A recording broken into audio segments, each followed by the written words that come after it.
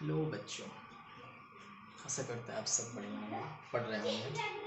ठीक है, आज हम लोग यहाँ पे क्लास 8 मैथ का प्रश्नावली 7.1 को हल करेंगे, जिसमें कहा गया है कि निम्नलिखित दिए हुए पदों में सार्वगुणनखंड ज्ञात कीजिए। ठीक है, सार्वगुणनखंड ज्ञात कीजिए। जैसे कि यहाँ पे पहला नंबर दिया हुआ है 5x और 15। तो हम यहाँ पे एक नंबर को हल करने के लिए 5x का पहले गुणनखंड ज्ञात करेंगे। ठीक है, गुणनखंड ज्ञात करना तो आप लोग को आता ही होगा। तो 5x का गुणनखंड करेंगे तो यहाँ पे मेरा आ जाता है 5 गुना x। ठीक है, और 15 जो दिया हुआ है, इस 15 का गुणनखंड करेंगे तो यह हो जाएगा 3 गुना 5।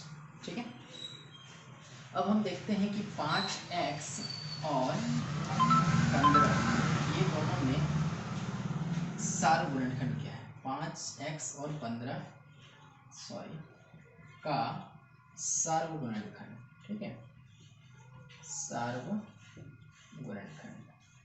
तो यहाँ पे हम 5x और 15 का सार्वगुणनखंड कैसे जानेंगे। तो हम देखते हैं कि ये दोनों का गुणनखंड में 5 जो संख्या है ये दोनों में है, यानी दोनों पदों में है। 5 के साथ भी है और 15 के साथ भी है, अर्थात जो है 5x और 15 का जो सार्वगुणनखंड होगा वो 5 होगा। ठीक है बच्चों, अब आगे हम दूसरा नंबर जाते हैं। दूसरा नंबर में भी इसी प्रकार बनाना है, जैसे कि दिया हुआ है 3x। हम पहले 3x का गुणनखंड ज्ञात करते हैं। ठीक है, ये 3x जो दिया हुआ है इसका गुणनखंड ज्ञात करेंगे तो हो जाएगा मेरा 3 गुना x। ठीक, आगे जो दिया हुआ है 6x²। ठीक है, 6x², जब हम 6 को पहले गुणनखंड करेंगे तो 6 का हो जाएगा 2 गुना 3। यदि गुणनखंड ना आता हो तो लास्ट हो यानी लघुत्तम से ज्ञात कर सकते हैं। तो 6 मतलब 2 गुना 3 और x² का हम x गुना x लिख सकते हैं।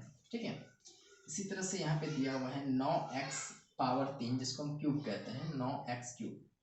इसका गुणनखंड करेंगे तो ये हो जाएगा 3 गुना 3 और x का जो क्यूब है वो गुणनखंड करेंगे तो x गुना x गुना x आ जाएगा।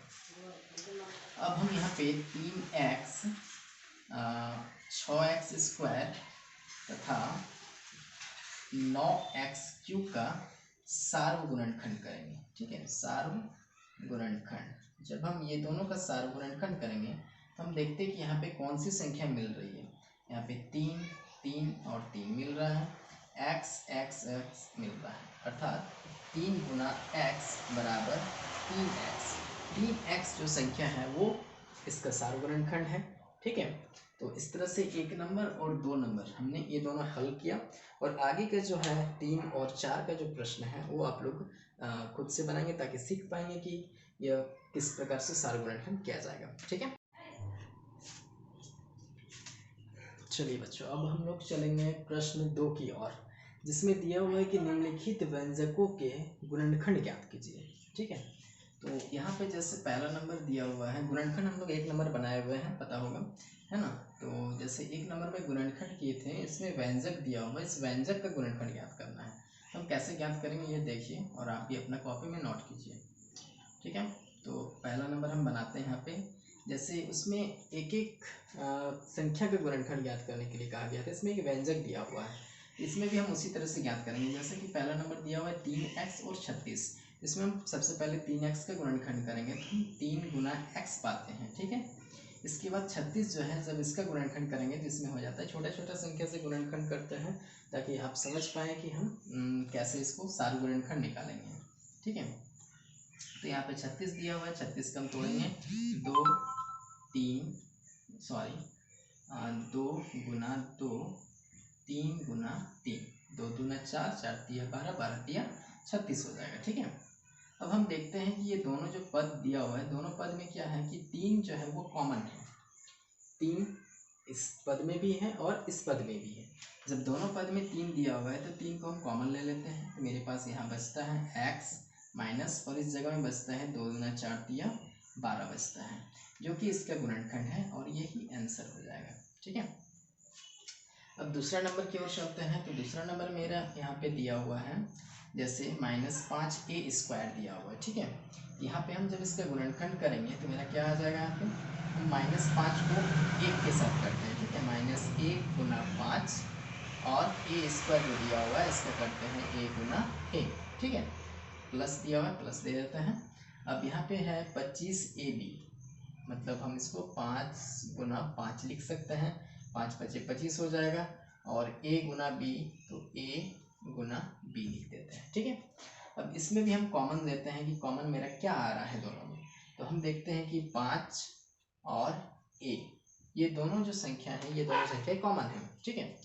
जब दोनों संख्या कॉमन है तो दोनों को हम बाहर निकाल लेते हैं। यहाँ पे आ जाता है मेरा 5A, ठीक है।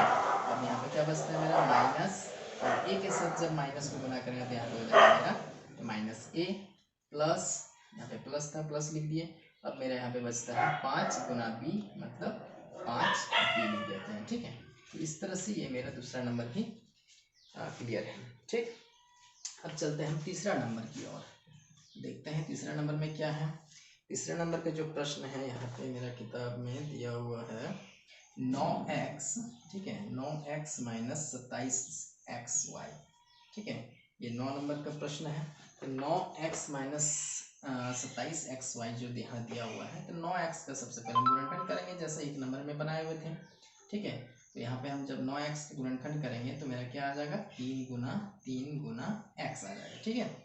अब यहाँ पे आता है मेरा 27xy, तो 27xy को कैसे तोड़ेंगे हम, इसको भी उसी तरह से गुणनखंड करते हैं, 3 × 3 × 3, तो 3 × 3 = 9, 9 × 3 = 27 हो जाएगा।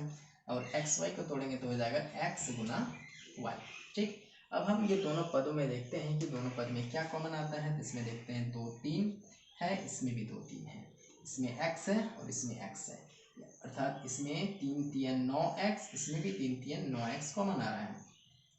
तो जो संख्या कॉमन आ रहा है उसको हम कॉमन रख लेते हैं। तो मेरा यहाँ पे आ जाता है 3 × 3 = 9x कॉमन आ गया, मतलब यहाँ पे कुछ नहीं बचा।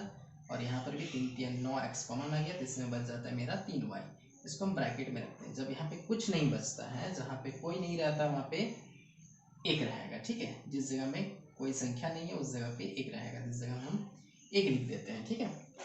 अब मेरे यहाँ पे क्या बचता है 3 × y, मतलब 3y। तो ये जो बना ये मेरा आंसर हो गया इसका, यानी 3 नंबर का, ठीक है।